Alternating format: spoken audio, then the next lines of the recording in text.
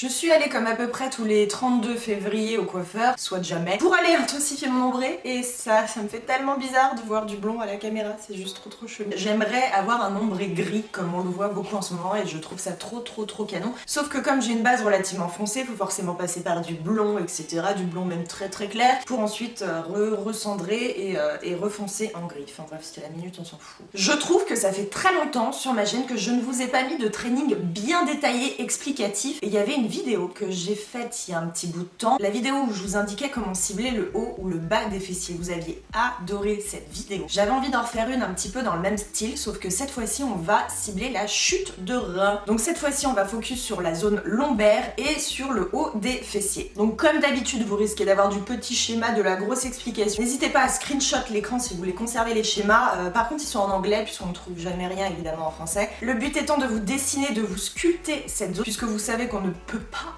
perdre d'une zone ciblée pour le gras. Ne vous inquiétez pas pour ceux qui bossent à la maison, il va y avoir très peu d'exercices sur machine, donc globalement vous pouvez tous les faire. Si jamais vous n'en avez toujours pas, n'hésitez pas à investir dans un tout petit peu de matos à la maison, quelques charges, des élastiques, des haltères, tout ça. Je ne papote pas plus, elle est dure à dire cette phrase. Je ne discute pas plus longtemps, je vous embarque avec moi à la salle.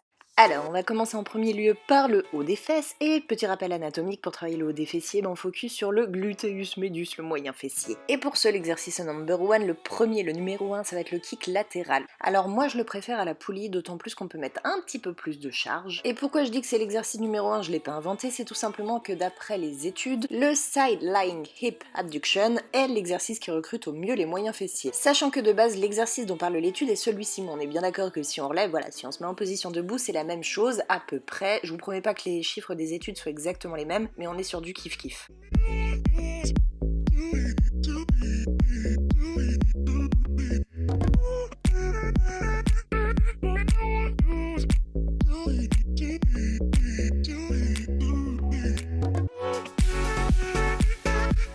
Le second exercice, qui arrive d'ailleurs en deuxième au niveau de l'étude, mais moi j'ai pas tendance à l'appeler le single lip squat, je l'appelle plutôt le stand-up ou un truc du style, en fait je sais pas trop comment je l'appelle. Et là vous allez me dire, oui je sais que vous allez me dire, comment se fait-il qu'il focus sur le moyen fessier alors qu'on est plutôt sur un exercice sans abduction ni rien? Tout simplement parce que le moyen fessier est un muscle stabilisateur de la hanche. Et du fait que vous soyez sur une jambe et dans une totale instabilité en plus avec de la charge, le moyen fessier va être recruté à mort pour stabiliser votre hanche. Troisième exercice que vous voyez d'ailleurs je pense dans tous mes trainings jambes fessiers. Le bend side walk, il est pas marqué comme ça dans l'étude mais moi je l'appelle comme ça. D'ailleurs pour ceux qui font mon programme à l'élastique, le kabuki bend, ça doit vous parler, c'est un exercice de type pumper. Donc sur cet exo on fait bien attention à rester fléchi sur ses genoux, on garde les fesses bien en arrière, on essaie de regarder devant soi, de sortir la poitrine, conserver les omoplates bien rétractées, etc. D'avoir le poids du corps aussi sur les talons et d'avoir une contraction volontaire à mort sur les fessiers. Quatrième exercice, le bend side lying clam, donc là encore on garde les élastiques. Et là aussi petite astuce supplémentaire, les études ont montré que pour un maximum de sollicitation du moyen fessier, il valait mieux avoir l'angle du genou à 90 degrés.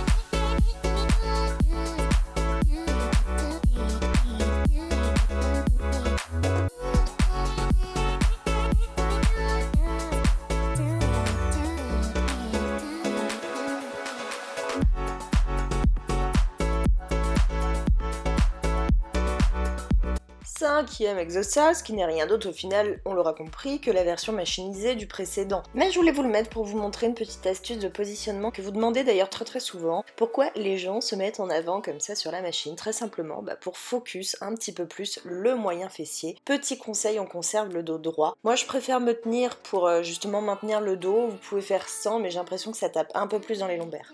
Notre beau, notre grand, notre très grand, le fameux hip thrust. Donc on sait bien que le hip thrust de base focus énormément sur le grand fessier, donc sur le volume fessier de base, mais petite astuce pour focus un petit peu plus, pour travailler, solliciter un petit peu plus les moyens fessiers, vous allez très simplement faire un petit pivot de vos genoux vers l'extérieur. De cette façon-ci, vous allez beaucoup plus solliciter vos moyens fessiers.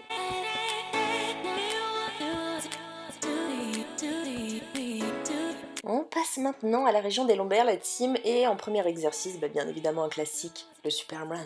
Sur cet exo, ce qu'il faut faire attention, c'est de ne pas lancer ni le haut du dos, vos épaules, ni vos jambes, mais de faire vraiment le mouvement contrôlé.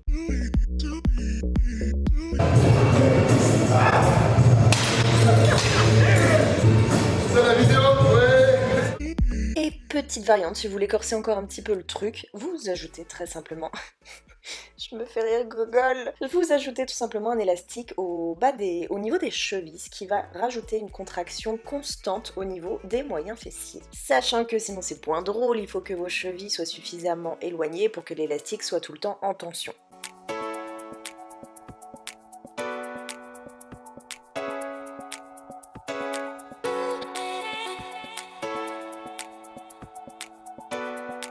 Les lombaires à la Jimbo, alors petite astuce que je vous montre, mettez 2 petits poids, alors je dirais même des plus lourds, moi j'ai des 5 kg, vous pouvez mettre des 10, pour caler vos pieds tout simplement et éviter que la balle avance et recule, etc. C'est quand même plus simple. Faites attention aussi encore une fois à ne pas lancer vraiment votre dos, vos omoplates, mais à bien faire le mouvement de façon contrôlée.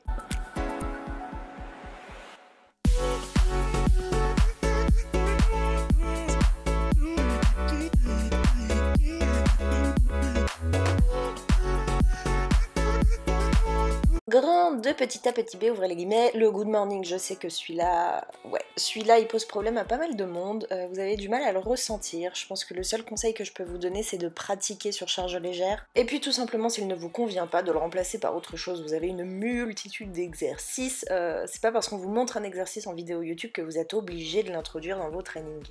Quatrième, les lombaires au banc, encore un autre classique, je vous rappelle le positionnement, pointe de pied légèrement vers l'extérieur, poids du corps sur les talons, on se sert de ses ischios et ses fessiers, haut du dos rond pour ne pas taper dans les lombaires, on ne lance pas, et petite astuce d'intensification.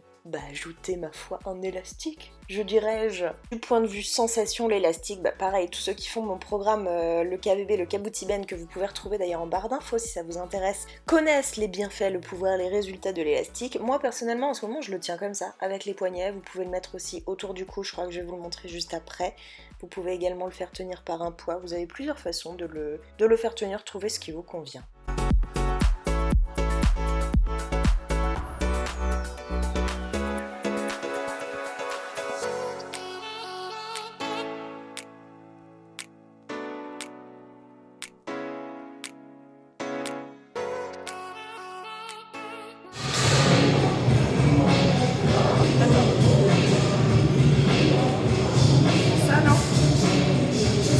Je sais pas.